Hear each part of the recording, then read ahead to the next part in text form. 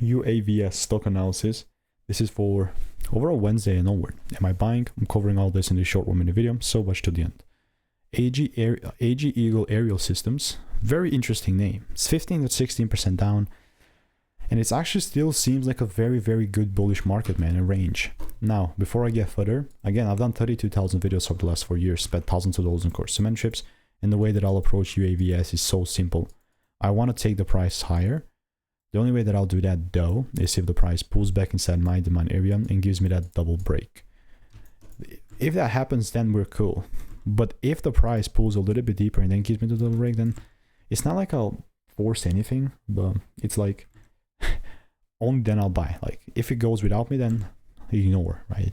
Yeah, I'll keep an eye on it, but like I wouldn't give, like, think about it this way.